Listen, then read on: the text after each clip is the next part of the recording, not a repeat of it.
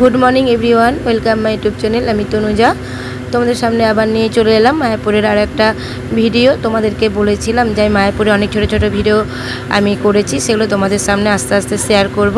তো আজকে চলে এলাম জগন্নাথ মন্দির, আর জগন্নাথ মন্দিরটা মায়াপুর থেকে একটু দূরে, কিন্তু আমরা জগন্নাথ মন্দিরের ভিডিওটা তোমাদের সামনে দিতে পারলাম না।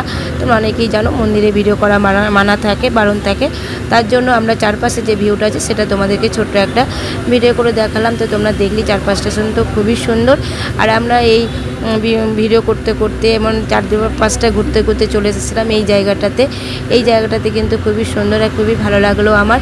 তো এই যে পুরোটাতে হরে কৃষ্ণ কৃষ্ণ কৃষ্ণ হরে হরে করতে করতে পরিক্রমা করতে করতে যেতে হয় 108 বার।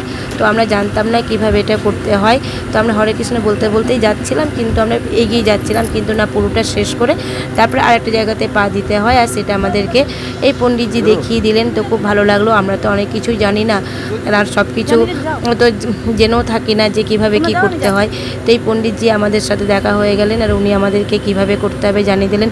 তো খুব ভালো লাগলো। তো আমরা 4 জনে মিলে এখন এটা পরিক্রমা করতে করতে যাচ্ছি, আর এরকমভাবে ঠাকুরের নাম গান করতে পেরে খুবই খুশি হলাম, আর জায়গাটা তো খুবই ভালো লাগলো।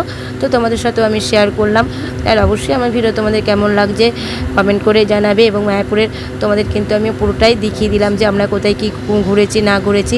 তোমরা যদি এখানে কেউ যারা তো এসেছো তারা তো জানো, আর যারা আসোনি তারা কিন্তু আমার এই ভিডিওর মাধ্যমেই জেনে যাবে যে কোথায় কি আছে না আছে। তোমাদেরও কিন্তু আর আসার অসুবিধা হবে না। আরও যদি কিছু তোমাদের জানার থাকে তো আমাকে অবশ্যই কমেন্ট করবে, আমি কমেন্টের মাধ্যমে জানিয়ে দেব। আর আমরা কিন্তু এখানে একে একে পরিক্রমা করছি, আমার পরিক্রমা করা হয়ে গেছে। আর আমি এখন আমার একটা বড় মেয়ের ভিডিও বানাচ্ছি।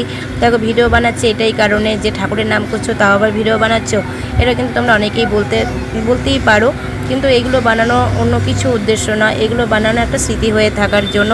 আবার কবে আসবো না আসবো, ঠাকুরের স্থান ঠাকুর না টানালে তো আসা যায় না। তো এগুলো একটা স্মৃতি হয়ে থাকার জন্যই কিন্তু এই ভিডিওগুলো বানানো, আর অন্য কোনো কিছু উদ্দেশ্য নয়। আর একটা উদ্দেশ্য সকলকে জানানো যে মায়াপুরে আমরা কোথায় কী ঘুরেছি না ঘুরেছি, কোথায় কী আছে না আছে। যারা জানো তাদের কোনো অসুবিধা নেই, যারা জানো না তারা জেনে যাবে, আর এই জন্যই কিন্তু এই ভিডিওগুলো বানানো। তো আমাদের পরিক্রমা করা হয়ে গেল, আমরা এখান থেকে এবার চলে যাব। আর এখানে আসার আগে কিন্তু আমরা আর একটা জায়গাতে গেছিলাম, সেটাও তোমাদেরকে দেখা। এটা কিন্তু মায়াপুর থেকে একটু দূরে। এখানে দেখো একটা শ্রী চৈতন্যদেব মহাপ্রভু একটা গাছ লাগিয়েছিলেন নিজের হাতে, সেই গাছটাকে দেখবার জন্য এখানে এসেছিলাম। আর এই গাছটাকে দেখবার আগে এখানে ধূপবাতি আর মোমবাতি জ্বালিয়ে এখানে প্রণাম করতে হয়।